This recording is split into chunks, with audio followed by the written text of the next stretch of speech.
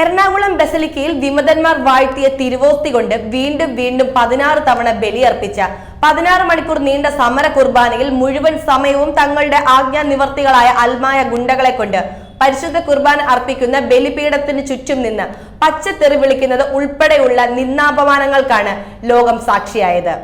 ഇത് ഇപ്പോഴും സാമൂഹ്യ മാധ്യമങ്ങളിൽ നമുക്ക് കാണാം.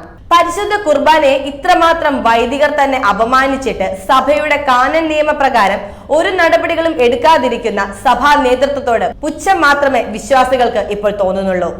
സീറോ മലബാർ സഭയിലെ ഏതെങ്കിലും ഒരു അൽമായൻ സഭയ്ക്കെതിരെ അറിഞ്ഞോ അറിയാതെയോ തുമ്മുക പോലും ചെയ്താൽ അയാൾക്കും അയാളുടെ കുടുംബത്തിനുമെതിരെ കാനൻ നിയമങ്ങൾ ചുമത്തി കർശന നടപടികൾ എടുക്കുകയും വിവാഹത്തെ സംബന്ധിക്കുന്ന പ്രശ്നങ്ങൾ ഉൾപ്പെടെ വർഷങ്ങളായി സഭാ കോടതികളിൽ വ്യവഹാരം നടത്തുന്ന വിശ്വാസികളെ കൊല്ലാക്കൊല ചെയ്ത് വലിച്ചിഴയ്ക്കുന്നത് ഉൾപ്പെടെയുള്ള ഹീനമായ മാർഗങ്ങളിലൂടെ സഭാ മക്കളെ പീഡിപ്പിക്കുകയും ചെയ്യുന്നവരാണ് ഇങ്ങനെ നിസ്സംഗത പാലിക്കുന്നത്.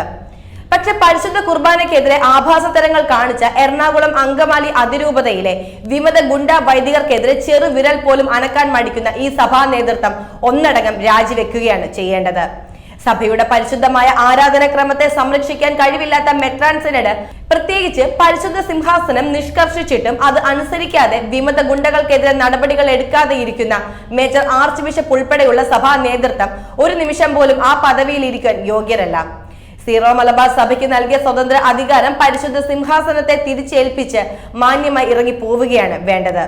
പരിശുദ്ധ സിംഹാസനം ഇവർക്കെതിരെ നടപടികൾ എടുക്കുവാൻ പലതവണ ആവശ്യപ്പെട്ടിട്ടും ഇപ്പോഴും നടപടികൾ എടുക്കാതെ അത് മരവിപ്പിച്ചും മൂടിവെച്ചും ആടെയിരിക്കുന്ന സീറോ മലബാർ മേജർ ആർച്ച് ബിഷപ്പിനോടും മുൻ അപ്പോസ്തോലിക് അഡ്മിനിസ്ട്രേറ്റർ ആയിരുന്ന മാർ ആൻഡ്രൂസ് താഴത്തിനോടും ഇപ്പോഴത്തെ അപ്പോസ്തോലിക് അഡ്മിനിസ്ട്രേറ്റർ ആയിരിക്കുന്ന മാർ ബോസ്കോ പുത്തൂരിനോടും സീറോ മലബാർ സഭയിലെ എല്ലാ മെത്രാന്മാരോടും സിനഡ് മെത്രാന്മാരോടും വിശ്വാസികൾക്ക് ഇതിന്റെ പേരിൽ അങ്ങേയറ്റം പുച്ഛമാണ്.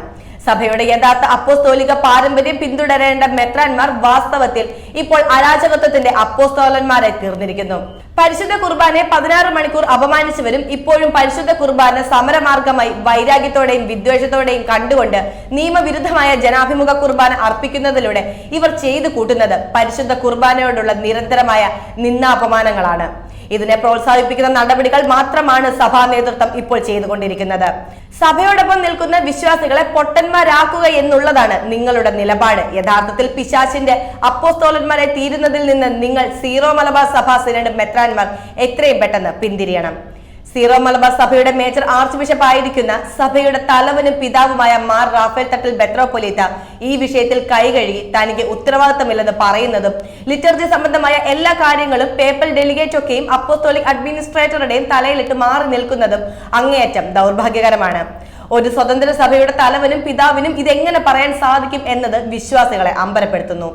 എറണാകുളം അങ്കമാലി അതിരൂപതയിലെ 50-ൽ താഴെ നിൽക്കുന്ന ഗുണ്ട വൈദികർ പണക്കൊഴുപ്പിലൂടെയും ഗുണ്ടായുസത്തിലൂടെയും ബാക്കിയുള്ള വൈദികരെ ചൊൽപ്പടിക്ക് നിർത്തുന്നത് നിയന്ത്രിക്കാൻ മെത്രാന്മാർക്ക് സാധിക്കുന്നില്ലെങ്കിൽ ആ പണി എത്രയും പെട്ടെന്ന് ഉപേക്ഷിച്ചു പോകുകയാണ് വേണ്ടത്.